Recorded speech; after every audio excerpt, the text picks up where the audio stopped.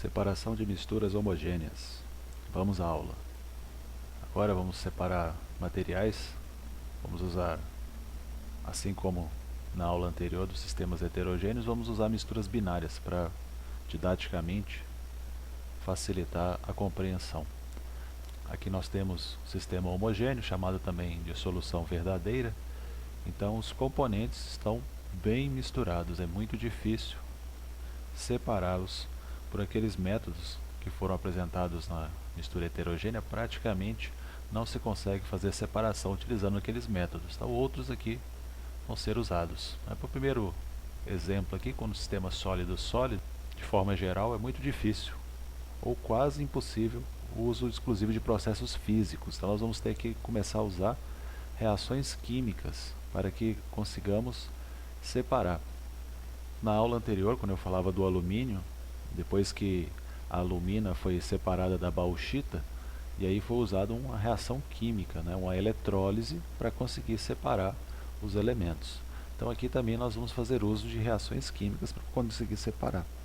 Uma mistura de prata e alumínio, como eu deixei aqui no exemplo, eu vou ter que adicionar ácido clorídrico para que a reação separe a prata no fundo do recipiente. Então eu vou precisar de um reagente para promover essa separação. Então aqueles métodos físicos, né, vou usar uma peneira, vou usar um filtro, vou deixar em repouso, decantar, não funciona aqui de forma alguma. E por quê? Por que aqui é bem mais difícil? Se nós lembrarmos, quando eu fiz a comparação dos três tipos de mistura, estão lembrando os três tipos de misturas, né? Soluções verdadeiras são as chamadas misturas homogêneas. Aqui os coloides, né? O exemplo mais comum que nós temos aí no dia a dia é a gelatina. A gelatina você vê ela totalmente homogênea, mas se você pega um coloide e leva ao ultramicroscópio, você vai ver que o soluto, né, está lá e você consegue enxergar as partículas. Então a solução coloidal, eu costumo chamar ela com esse nome, né? Parece, mas não é. Parece uma solução homogênea, no entanto, quando leva ao ultramicroscópio, você vê que ela é heterogênea. E aqui, da aula anterior, são as misturas heterogêneas, também chamadas de suspensão ou mistura grosseira. Essa palavra suspensão, vocês vão ver muito em medicamentos, né? Tem que tomar um remédio, está escrito lá, suspensão oral.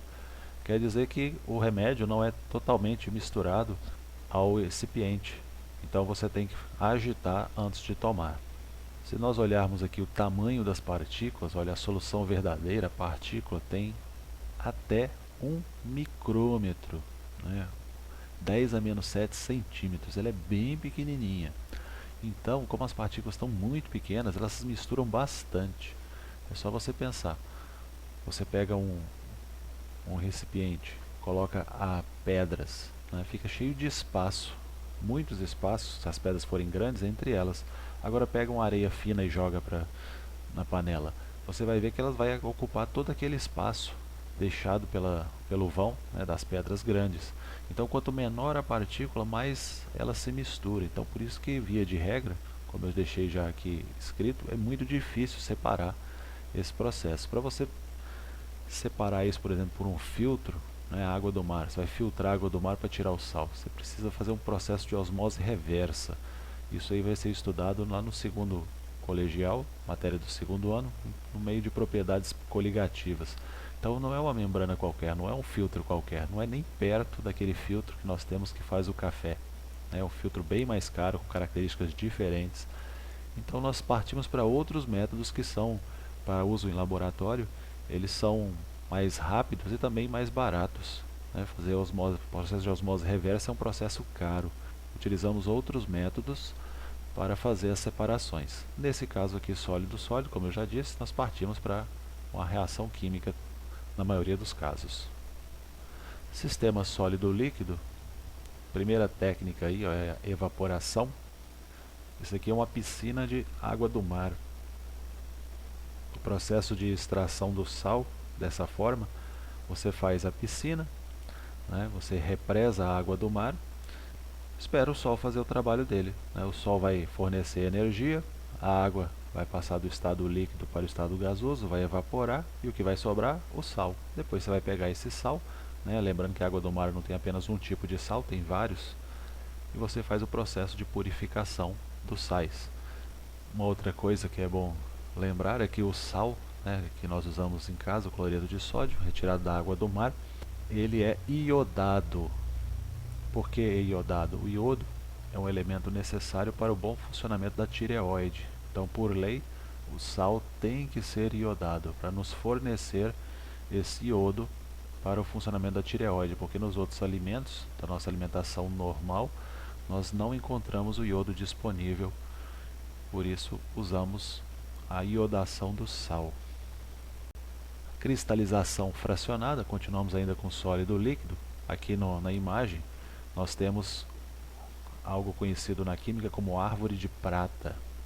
Então nós temos ali uma solução de prata, essa solução transparente, e aí temos um suporte, essa arvorezinha aqui que parece um pinheiro, né? Ela é toda feita com fios de cobre, e vou fazer uma reação para cristalizar a prata. Ó, essa parte branca, agora que nós o cobre, ele é um tom amarelado, né? Vermelho amarelado. Aqui nós estamos vendo a árvore totalmente branca, é porque nós forçamos a prata a precipitar, a cristalizar, a sair da fase aquosa e voltar para a fase sólida, e ela cristalizou em cima da árvore aqui, fez um efeito bonito aqui de parecendo uma árvore congelada, né? Uma árvore pinheiro natalino aí. Outro método sólido líquido, né? Esse é bem utilizado em laboratórios, é a destilação simples. Tem um aparato utilizado para destilação. Qual que é o processo, né? Qual que é o princípio utilizado na destilação? Nós vamos usar a diferença de temperatura de ebulição entre os componentes. Então vamos imaginar que essa solução aqui seja água e sal. Então nós vamos aquecer. Esse aqui é um balão de fundo redondo. Aqui é uma manta aquecedora. É bem comum utilizar mantas em laboratórios, porque evita o uso de fogo, né? Se você vai trabalhar com um material que é inflamável, não se usa fogo perto. Então você usa uma manta aquecedora que vai usar eletricidade para aquecer. Aqui nós temos o termômetro. Para que termômetro? Porque à medida que o gás for subindo, ele vai aquecer o bulbo e vai medir aqui a temperatura. Então, pela temperatura do gás que está saindo, ou do vapor, nós vamos saber qual é o componente da mistura que está saindo pela sua temperatura de ebulição. Lembrando que temperatura de ebulição é uma propriedade específica. Então esse vapor vai sair e vai passar por esse aparelho chamado de condensador. O vapor está vindo nesse sentido. E nós colocamos água fria no sentido inverso. Então o que vai acontecer?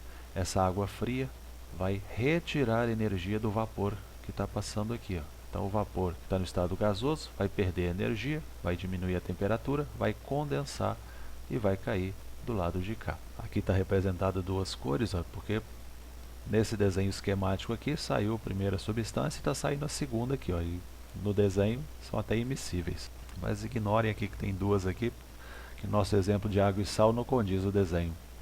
Então por que a água sai e o sal não? Nós temos que lembrar que o sal, né, vamos pegar cloreto de sódio, ele está dissolvido na água, mas ele não mudou o seu estado físico, né? O aquecimento aqui não muda o estado físico do sal. O sal está sólido. Quando misturado em água, né, o retículo, os grãos de sal, eles ficam tão pequenos que nós não enxergamos, mas ele não deixou de ser sólido. Ele não passou a ficar líquido porque ele está misturado na água. Então, à medida que a água vai evaporando, o sal não vai evaporar junto, porque ele é sólido, ele ainda nem fundiu, ele precisa ser fundido para depois ser aquecido no estado líquido, para depois ebulir. E a temperatura de ebulição do sal é muito alta. Então a água vai sair tranquilamente e o sal vai ficar retido aqui. Só a título de ilustração, isso aqui é chamado de suporte universal. Aqui nós temos uma garra para segurar, aqui uma rolha, né? Aqui o exemplo, o desenho está mostrando a frente, apenas didaticamente, mas isso aqui passa dentro da rolha para evitar que tenha perda de material aqui. Outro método muito utilizado para sólido líquido é a cromatografia. A cromatografia é um processo de separação extremamente utilizado, principalmente para pesquisa, porque a cromatografia me permite fazer separação qualitativa, saber quem são, e quantitativa, saber quanto tem. É uma técnica muito utilizada em análise. Você vai fazer uma síntese orgânica, está propondo um produto novo, ou você está extraindo alguma coisa da planta, quer separar os componentes, vai usar cromatografia. A cromatografia ela é baseada no seguinte princípio. Nós temos duas fases. Uma fase chamada de estacionária, que fica parada. O desenho aqui, ó, pode imaginar que isso aqui é uma folha de papel. E uma fase móvel, que é essa parte cinza aqui, ó, que ela vai, à medida que o tempo passa, ela vai por adsorção, né, um fenômeno físico, um contato superfície, ela vai subindo aqui na fase estacionária. Aqui estão as amostras, eu desenhei quadrados e círculos para vocês verem que tem duas amostras diferentes, apenas didaticamente, e à medida que a fase móvel vai subindo, ó, ela vai arrastando as amostras. E tá vendo que aqui estava todo mundo juntinho e aqui está começando a ter uma separação? O que acontece? Essas bolinhas, elas têm mais afinidade com a fase móvel e menos afinidade com a fase estacionária. Então, à medida que a fase móvel vai subindo, ela vai ser arrastada com maior velocidade. Já os quadrados aqui têm mais afinidade com a fase estacionária e menos afinidade com a fase móvel. Então, eles vão se mover mais devagar. Então, aqui tem a separação total entre os dois componentes. A cromatografia ela é um processo simples, pode ser reproduzido em casa, a cromatografia em papel, e também temos cromatografias bem avançadas, né? Tem cromatografia chamada HPLC, cromatografia líquida de alta performance, na qual a fase móvel é um líquido. Temos cromatografia gasosa, na qual a fase móvel é o gás. E aqui eu deixo para você um experimento para você fazer em casa. Ó. Você vai pegar um copo, de preferência transparente, para você poder ver o fenômeno. Pode colocar um lápis aqui, ó, em cima do copo. Você vai pegar uma tira de papel filtro, né, que ele é melhor. A folha sulfite também funciona. Se você não tiver o papel filtro aí que faz o café, pode usar a folha sulfite. Você vai cortar uma tira, colocar ela por cima do lápis. Esse líquido aqui, ó, que eu deixei colorido para chamar a atenção, né, normalmente a gente vai usar álcool etílico. Aí esse álcool comum que nós temos em casa aí não é o álcool gel, tá? Tem que ser o álcool líquido. Peguei duas canetinhas de hidrocor, coloquei aqui uma bolinha aqui, uma bolinha aqui. Então agora o que você vai fazer? Então você vai fazer essa montagem, depois você vai deixar o sistema quieto, vai parado, em repouso. O que vai acontecer? O álcool ele tem afinidade com o papel, então o álcool vai subir, né? Por adsorção ele vai subir aqui no papel. E à medida que ele sobe, ele vai arrastar a tinta que você colocou. E você vai perceber que essa tinta não tem apenas um componente, tem mais de um componente. E à medida que ela for sendo arrastada, vai acontecer a separação dos componentes da tinta. Você tem que deixar um espaço aqui entre as duas, para não acontecer das bolinhas grudarem uma na outra. Então você põe uma tira um pouco mais larga, coloca uma na extremidade uma na outra. Se você quiser colocar uma tira grande aqui e usar várias cores também, pode ser feito, só não põe muito perto, porque a tendência, se estiver muito perto, é juntar. E a cromatografia, que nós queremos ver aqui no experimento, é a separação. Então se colocar muito pertinho, vai juntar tudo, e aí você precisa de uma tira bem comprida para fazer a separação. Então não é o objetivo aqui, nós queremos fazer um experimento simples, reprodutível em casa, e você pode usar dessa forma. Sistema líquido-líquido. No sistema líquido-líquido vai ser bem mais complicado fazer essa separação. Eles estão muito mais misturados e aí nós vamos adaptar o método que já foi visto, que é a destilação. Nós vamos fazer uma modificação e vamos transformar em destilação fracionada. Então, nessa destilação, nós vamos retirar partes, frações da mistura, diferentes temperaturas. A destilação funciona por diferença de temperatura de ebulição e agora nós vamos separar os componentes e vamos ter que adicionar mais uma estrutura naquele aparelho de destilação para que nós melhoremos ainda a eficácia dessa destilação. O que vai ser adicionado é essa coluna de destilação aqui, ó. A coluna de destilação ela aumenta o caminho percorrido pelo vapor e ela vai evitar um fenômeno que acontece chamado de arraste a vapor. Eu já vou explicar o que é isso. Tá? No desenho, eu vou utilizar uma coluna de Vigreux. Até escrevi aqui como se lê. Tá? Agora, tem que chamar a atenção que a destilação fracionada ela não resolve todos os problemas de separação líquido-líquido homogêneo. Tá? Tem casos que não é possível utilizar a destilação fracionada. Quando eu falei dos tipos de mistura, mais precisamente dos gráficos de mudança de mistura, lá no início do conteúdo, vocês viram esse gráfico aqui, uma mistura azeotrópica. O que era a característica da mistura azeotrópica? Durante a ebulição, ela se comporta como se fosse uma substância, um material puro. Durante a fusão, ela se comporta como mistura. Lá, nós não temos o patamar, está inclinado aqui. O que significa?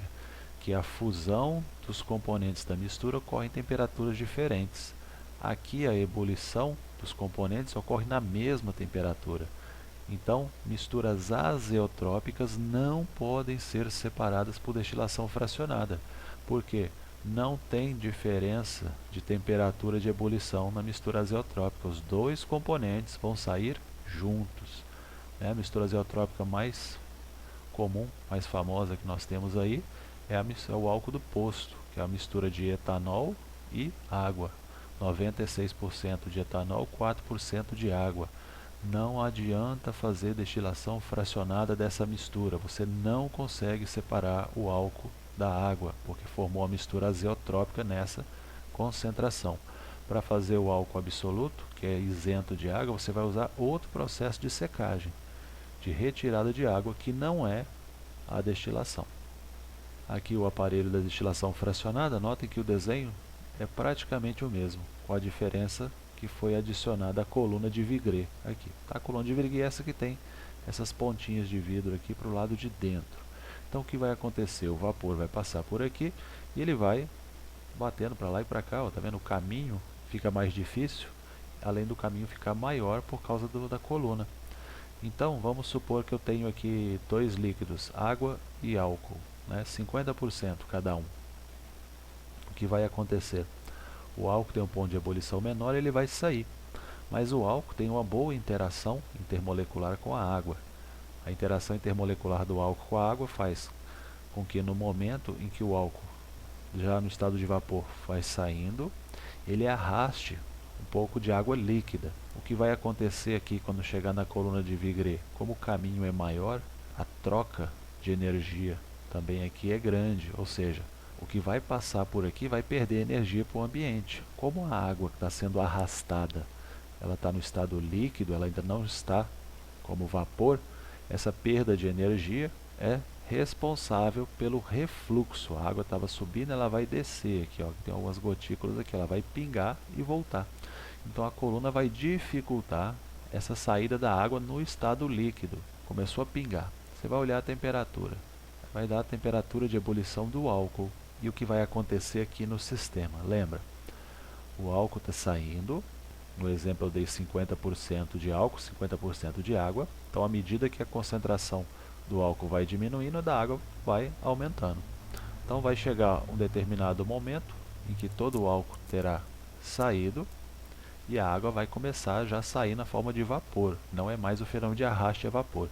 Então como você vai saber que você já separou todo o álcool? Você tem que olhar aqui o termômetro. A temperatura de ebulição da água é bem maior que a do álcool. Então está saindo. Você notou que a temperatura subiu, ou seja, tem um vapor mais quente passando agora, você sabe que está começando a sair água. Então você retira o recipiente com o álcool destilado, e aí se você quiser coletar essa água, você põe outro recipiente, ela vai sair. Caso, por exemplo, se fosse uma mistura trifásica, álcool, água e sal, você tiraria o álcool, olhando o ponto de ebulição para saber que realmente é o álcool. À medida que termina a fração do álcool, começa a sair o vapor de água, a temperatura vai subir, você troca o recipiente, a água sai e o sal ficaria no fundo aqui. Eu coloquei aqui, desenho para comparar, destilação simples, destilação fracionada. Destilação simples não tem a coluna, por quê? Porque aqui eu tenho um sólido e um líquido. O líquido vai sair e o sólido não, porque o sólido ainda nem fundiu, nem chegou no estado líquido, quanto mais sair no forma de vapor. Aqui você já tem os dois líquidos, a interação no líquido é maior, então o primeiro líquido que está ebulindo, ele pode arrastar o segundo, e aí a coluna vai fazer com que haja um refluxo, e esse líquido que está sendo arrastado perca energia, o gás também vai perder um pouco de energia, e vai voltar aqui para dentro. Então a coluna é para impedir esse fenômeno de arraste a vapor. Aqui eu coloquei como exemplo a destilação fracionada do petróleo. Eu desenhei aqui uma coluna de destilação esquemática. Peguei alguns desenhos aqui lá no Pixabay, desenhos de uso livre. Como funciona o processo? Você tem o óleo cru, o petróleo cru, ele vai ser aquecido e, como é uma destilação fracionada, as frações vão saindo aqui, cada uma de acordo com a sua temperatura. Aqui nós temos o betume, que é a fração mais pesada com mais carbonos, que é componente do asfalto. Aqui nós temos os óleos lubrificantes, aqui temos o óleo combustível utilizado para queima em navios, aqui já temos o diesel é mais leve do que o óleo combustível, aqui temos as parafinas, aqui temos os naftas, a gasolina dos nossos automóveis, aqui os gases do petróleo. Na cozinha usamos uma mistura de propano e butano, derivados do petróleo.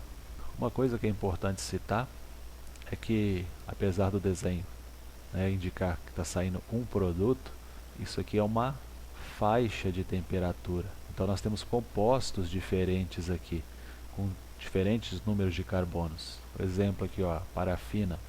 O combustível utilizado pelo avião é o querosene. O querosene é uma mistura de hidrocarbonetos que vão variar aí entre 9 e 13 carbonos. Então não sai um composto puro aqui. Não, são frações. Essas frações depois têm que sofrer um outro método de separação para separar as frações. Então aqui eu tenho vários compostos, mas se todos têm a mesma utilização, por exemplo, o querosene, ele tem de 9 a 13 carbonos, todos os compostos de 9 a 13 carbonos que saíram nessa fração, eu posso utilizar como querosene, não preciso separá-los. Mas se eu quero algo mais puro, quero fazer uma reação específica com um único componente, eu vou ter que fazer um outro processo de separação. Então esse aqui é um processo de separação primário, sai as frações, aqui está identificado 1, 2, 3, 4, 5, 6, 7, 8 frações. Mas o petróleo não tem só 8 frações. Cada parte desse aqui tem uma mistura de hidrocarbonetos, e aí dependendo do uso, você separa eles também ou não. Sistema homogêneo, gás líquido, a separação vai ser da mesma forma como eu falei nos sistemas bifásicos heterogêneos. O gás líquido lá, quando eu falava da Coca-Cola, do aquecimento, da agitação, do champanhe, diminuindo a pressão para que o gás saia mais rápido. Aqui eu coloquei um peixe, aqui as bolhas aqui. Quem tem aquário em casa, quando vai fazer a troca da água, a gente não costuma trocar toda a água do aquário, apenas uma parte dela. E o uso de borbulhadores na água é aconselhável, principalmente quando você tem muitos peixes. Por quê? Nós temos ali o oxigênio dissolvido em água, é uma mistura homogênea. É diferente lá do refrigerante, que enquanto a pressão está alta, a mistura está homogênea. Na hora que você abre a tampa, forma essa mistura heterogênea, porque o gás vai sair. Então quando você troca a água, você mexe tanto na temperatura da água, quanto na quantidade de oxigênio dissolvido. E lembrando, quanto maior a temperatura, menos gás dissolvido. Então se você coloca água e a temperatura dela é maior, a tendência é que ela tenha menos oxigênio dissolvido. Por isso o uso do borbulhador, para fazer com que esse oxigênio, esse ar que está sendo borbulhado lá dentro, para que parte dele se dissolva e seus peixes não morram aí sufocados, sem o oxigênio. Quando você compra um peixe novo também, a recomendação é que você pegue o saquinho plástico, que trouxe o peixe, coloque ele lá dentro, sem colocar o peixe dentro da água do aquário. Para quê? Para que chegue no equilíbrio térmico. O peixe também não pode tomar o choque térmico. É aquela sensação, quando está muito frio, você toma um banho muito quente, quando você sai, dá um desconforto respiratório momentâneo. Então é para ambientar também. A absorção seletiva, para sistemas homogêneos gás-gás. Aqui eu coloquei uma ilustração de uma máscara que usa filtro de carbono. Aqui tem carvão ativado, comprimidinhos de carvão ativado, que pode ser comprado em farmácia. Eles têm preferência por alguns materiais, ou seja, ele vai separar do ar alguns materiais que ele tenha mais afinidade. O que acontece para o carvão ativado, que tem no filtro do cigarro, lá ele vai reter os vapores mais nocivos. liberados pela queima do fumo. É uma questão importante falar essa do cigarro. O fumante passivo, aquele que não está fumando o cigarro, mas está aspirando a fumaça do cigarro, ele vai absorver muitos componentes que o filtro ali estaria segurando se ele fosse o fumante ativo. Então, fumar passivamente é mais perigoso do que fumar ativamente, porque você não tem a proteção do filtro.